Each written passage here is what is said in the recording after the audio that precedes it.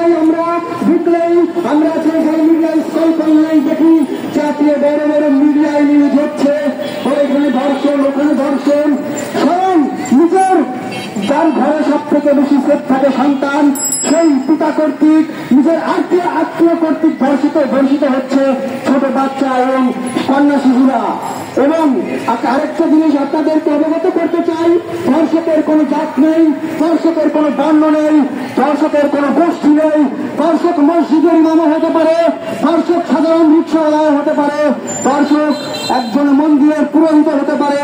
এমন ঘটনা আমরা প্রতিনিয়ত দেখছি। সুতরাং আমি স্পষ্ট একটা জিনিস বলতে চাই, এই ঐতিহাসিক ফরিদপুর প্রেস ক্লাবের প্রাঙ্গণে দাঁড়িয়ে ধর্ষকের কোনো পরিচয় না দেখে, ধর্ষক এলিট হোক আর সাধারণ নিম্নবিত্ত হোক, সেই অবস্থান না দেখে ধর্ষকের শাস্তি জনসম্মুখে ধর্ষককে গুলি করে হত্যা করা। ধন্যবাদ সকলকে এখানে এসে উপস্থিত হওয়ার জন্য। আসসালামু আলাইকুম।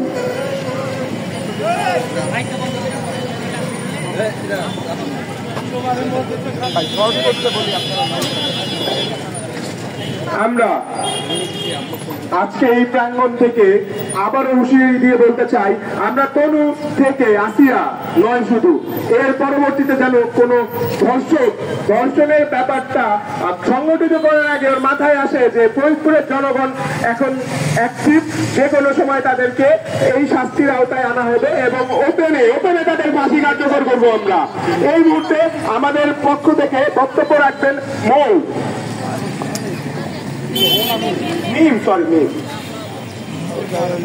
আসসালামু আলাইকুম।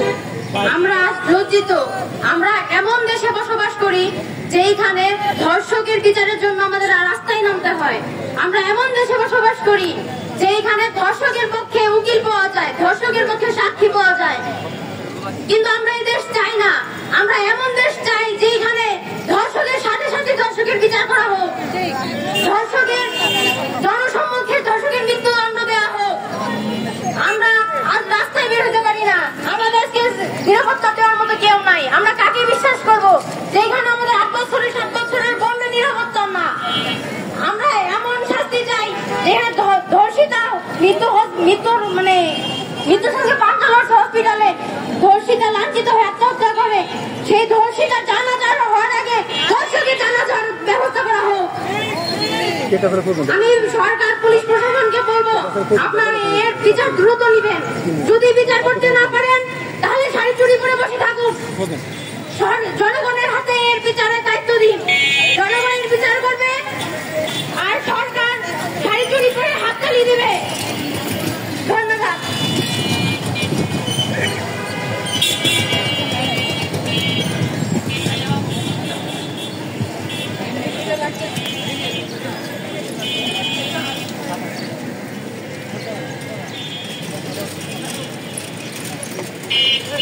আজকে আমাদের এখানে দাঁড়ানোর মূল উদ্দেশ্য হচ্ছে সারা বাংলাদেশের নারী এবং শিশুর প্রতি ধর্ষণ এবং নিপীড়ন বেড়েই চলেছে। এবং আমরা পূর্বের ঘটনা থেকে আমরা দেখতে পারি যে পূর্বে তনু থেকে আসিয়া পর্যন্ত যতগুলা ধর্ষণ হয়েছে তাদের কোনো ধর্ষকের কোনো শাস্তি হয়নি। তারা দেখা যাচ্ছে তাদেরকে পুলিশ অ্যারেস্ট করলেও কিছুদিন পরে তাদেরকে জামিন দেওয়া হচ্ছে কোর্ট থেকে। তো আমরা বাংলাদেশে এরকম বিচার চাই না। আমরা চাই বাংলাদেশে প্রত্যেকটা ধর্ষকের সুষ্ঠু বিচার হোক এবং তাদের মেইন বিচার হোক ফাঁসি ছাড়া তাদেরকে অন্য কোনো শাস্তি দেওয়া না হোক। এটা ফাঁসিও যদি তাদেরকে দিতে না পারে তাহলে জনগণের হাতে সেই ধর্ষকদের ছেড়ে দিক। ধর্ষকরা জনগণ সেই ধর্ষকদের উপযুক্ত শাস্তি দিবে। ধন্যবাদ।